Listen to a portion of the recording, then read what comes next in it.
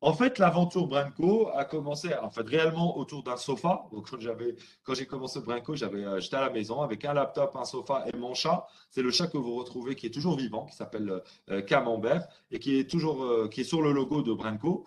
Et en 2014-13, donc c'était comme ça. 2015, je prends un bureau, c'était un garage. Ce que vous voyez à l'écran, qui était très modeste, mais à l'intérieur, on l'avait aménagé, qui était cosy. Et en 2015, dans ce garage, nous avions opéré donc le premier pivot de Branco, où moi qui venais du monde de la construction, d'un monde très complexe, j'ai commencé à travailler dans le digital me rapprochant d'un copain, un ancien copain de promo, qui était plus de 10 ans ou presque 15 ans, une dizaine d'années dans la SS2I à l'international, et où on brainstormait dans ce garage des idées et comment développer. Donc on avait beaucoup d'expérience à nous deux. Le time to market était idéal, mais on avait peu de moyens. Et la question qui se posait, c'était de dire, OK, maintenant, nous qui avons beaucoup d'expérience, une carte de visite, un time to market, mais peu de moyens, comment on peut activer cette machine et aller de l'avant et faire du business? Et à partir de là, 6 points ont été obligatoires, enfin, six principes, 6 rules ont été nécessaires d'être suivis et appliqués dans notre stratégie.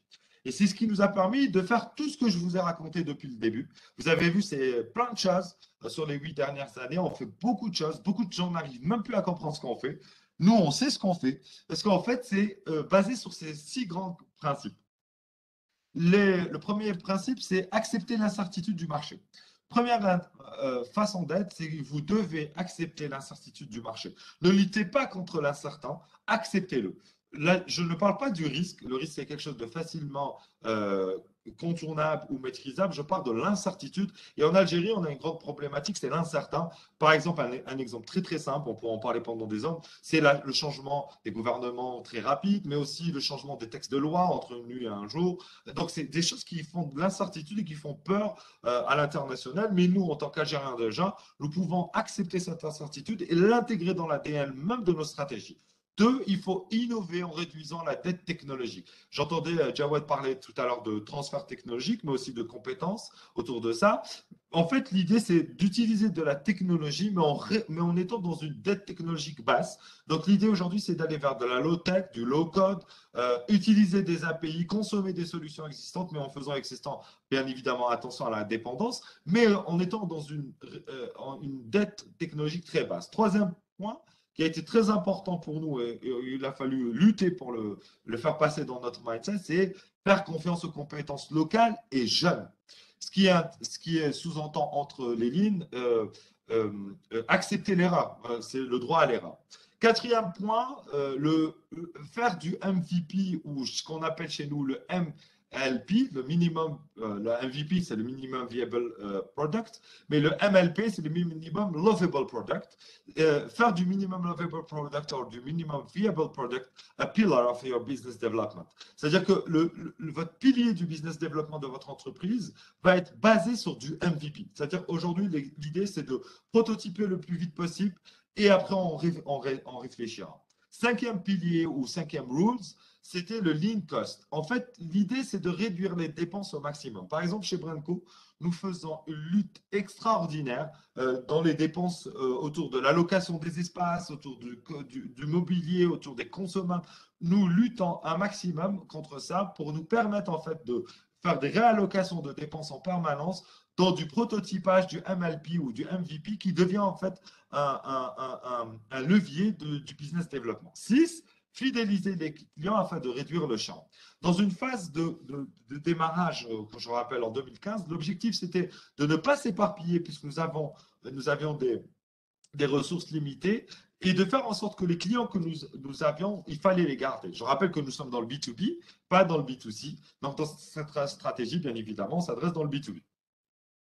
À partir de là, forcément, on a commencé à tester tous ces 6 principes sur nous-mêmes, en réglant des problématiques auxquelles nous faisons face, en utilisant des technologies, en intégrant des technologies, en cherchant des technologies.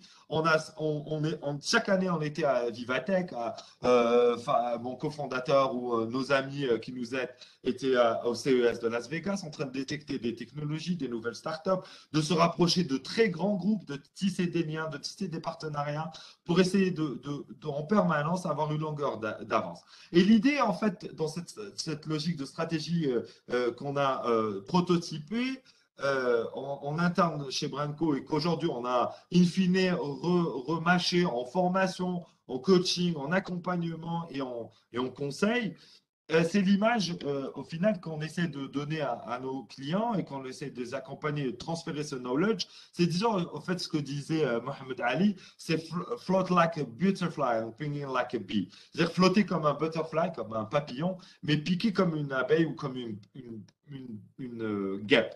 En fait, l'idée, c'est qu'aujourd'hui, l'organisation doit être capable d'être aussi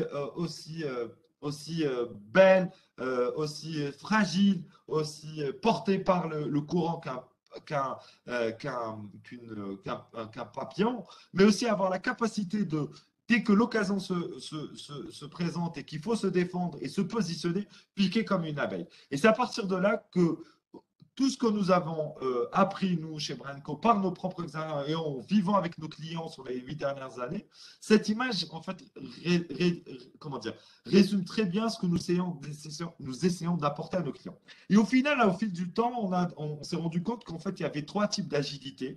Et c'est comme ça que nous accompagnons nos clients sur leur stratégie de digitalisation, mais aussi d'autres stratégies, hein, pas que de digitalisation, la stratégie au sens large, mais au sens où dans la stratégie, nous intégrons directement dans l'ADN l'agilité.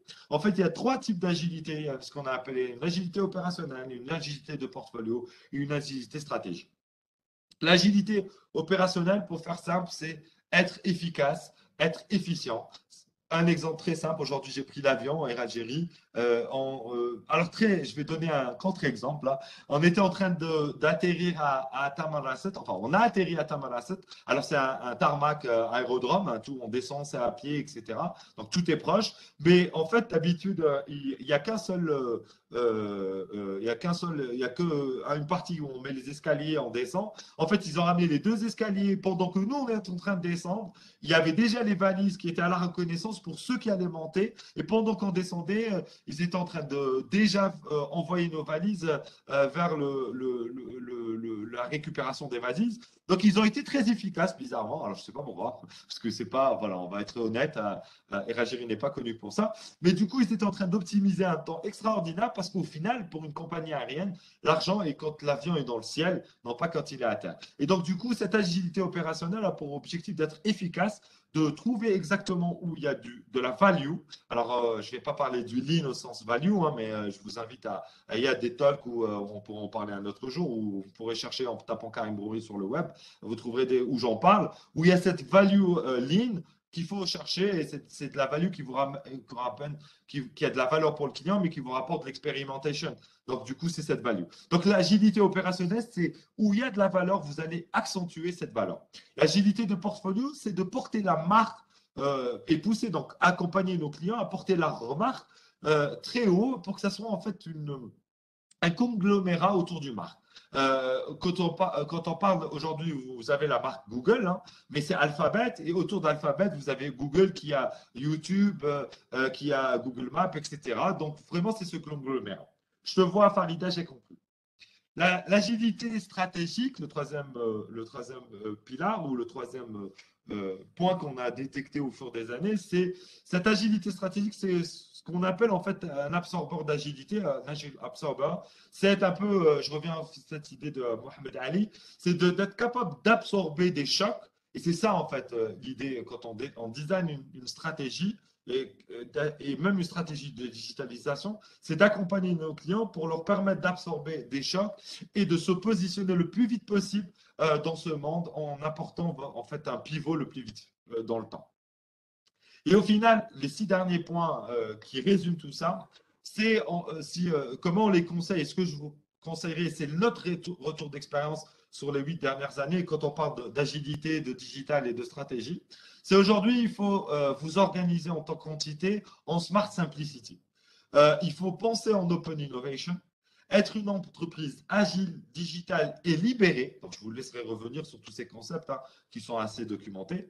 Installer une intention et se tenir prêt à rencontrer l'inattendu. Donc, ne pas avoir peur d'installer une intention et de s'y tenir. Faire face à l'adversité et oser. Donc, n'ayez pas peur d'oser et de faire face à l'adversité. Et se donner le droit d'être porté par un rêve. Donc, il faut arrêter de croire qu'il ne faut pas avoir un rêve. Donc, il faut se donner le droit d'être porté par un rêve. Et je terminerai par, vous connaissez tous Arthur Lovell, qui était le commandant de la mission Apollo 13 et qui a défini 3 types de personnes. Il y a les personnes qui font les choses, il y a les personnes qui voient les choses faire et il y a les personnes qui s'étonnent de ce que les autres ont fait. Et aujourd'hui, si vous voulez être dans la stratégie de l'agilité, vous devez être en fait un peu de ces 3 personnes en permanence. Voilà, Farida, j'ai un peu glissé. Je te rends la parole. J'ai mis mon minouche à l'écran. Comme d'habitude, j'ai toujours un minouche à l'écran. Et on peut revenir. J'ai vu, il y a eu 1 ou 2 questions, je les ai vues apparaître. Mais s'il y a d'autres choses, je suis à ta disposition. Parfait. Effectivement. Bon, j'arrête là. Je vais arrêter le partage. Voilà. Très bien. Alors. Arrêtez complètement le partage, comme ça on te verra Voilà. en grand occuper l'espace. Merci beaucoup. Voilà. Une vraie boule d'énergie. Alors, je comprends mieux le caractère infatigable et la manière dont tu étais qualifié à t'entendre et à te voir à cette conférence.